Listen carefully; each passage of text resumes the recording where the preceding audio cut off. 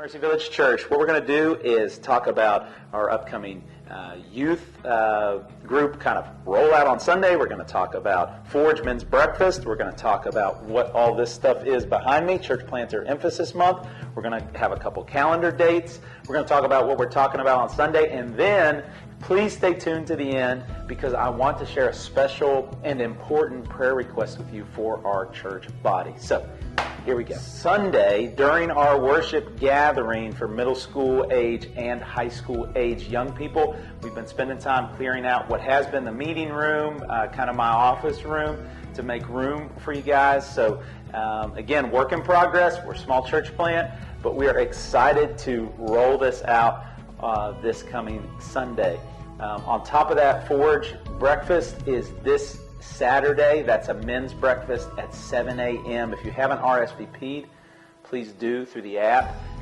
You can go to upcoming events, find the event for this coming Saturday and RSVP so we make sure we have enough food. And then Church Planter Emphasis Month is this week. We kind of kicked that off this past Sunday. We introduced some of this stuff. If you weren't here, that's why I'm filming in front of it. This is kind of like maybe what you would see at an elementary school orientation where there were different supplies available that you could purchase for the class for the upcoming year, except these are gifts for our church planters and their families, the ones that we support, Logan and Emily Tennell in Summersville, West Virginia, Jamal and Sabrina Hyman in Goldsboro, North Carolina, and B-Dubs and Meredith in Kampala, Uganda. And so we're wanting to send care packages to them, and we're wanting to fill them up with gifts. And so we've given you the opportunity to participate. So on Sunday you can grab from this marker board one of these slips or multiple of these slips. You can take them with you and you can shop for them and bring them back on the 28th, and then we'll mail those out in the week after that to our planters, just to bless them, to bless their families. We've got stuff for their kids, stuff for the wives, stuff for the husbands. And so please participate in that. And then over here we have note cards, and what we're asking everyone to do is to take a note card or three and just write an encouraging note to our church planters, to a church planter's wife, to the kids, however you want to do it, to the whole family, whatever it is, and to bring those back by the 28th as well. And we're going to include those in the care packages that we send to them. Again, it's just us loving on these church planters. I get to do that. Also, look at all these WWJD bracelets that Maggie Adams brought on Sunday morning. They'll be here too. We talked about the WWJD bracelet in a sermon a while back, and she was inspired, so these are free for everybody. And then next week we have D Group on Wednesday. If you need childcare, please RSVP. And we have SafeSpace on Thursday. So D Group is at 6:30 p.m. on Wednesday next week, and D Group is on Thursday next week at 6 p.m. Both of those events happen here at the church building. And then this Sunday, we're going to be in Matthew chapter 6, verses 19 through 24. Here's just a sneak peek. Do not lay up for yourself treasures on earth, where moth and rust destroy, where thieves break in and steal. But lay up for yourself treasures in heaven, where neither moth nor rust destroys, and where thieves do not break in and steal. For where your treasure is, there your heart will be also.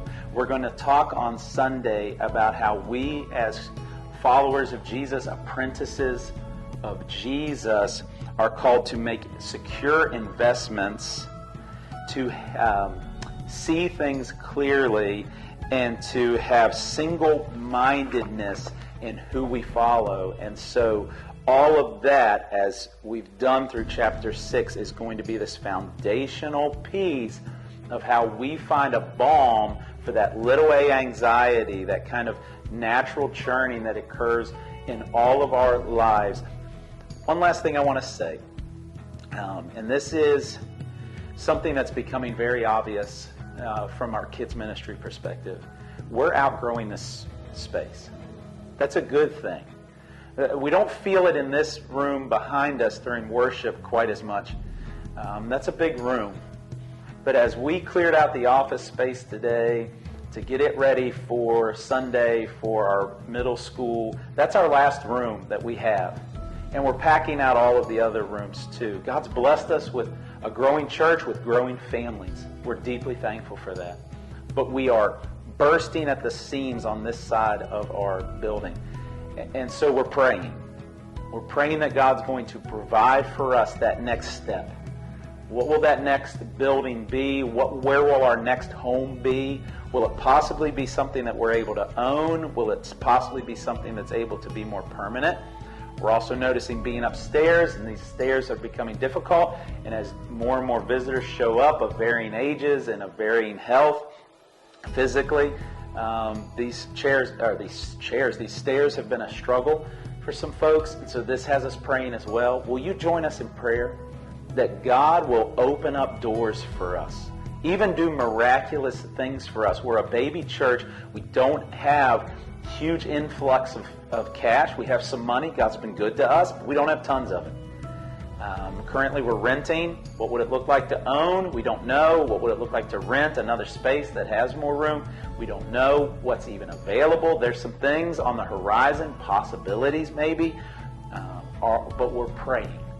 Will you join us in praying that God will do what God has already planned to do? We don't know His plans, but that He'll reveal those plans to us, and that in that His plans for us will be the provision of a new space down the road in the near or mid-future that we'll be able to call our home. Will you please pray for that with faith, believing that God provides? We're not anxious. We're trying not to be, right? That's what we're preaching through in Matthew chapter 6. So we don't want to be anxious about it, but we want to have faith, and we want to believe that God, just like He provides for the sparrows, that He'll provide for us as a church. And so we are asking you to join us in prayer that God will open doors for a new space for Mercy Village Church. And if He doesn't, then we'll be satisfied right here where we are, because what He's given us is beautiful.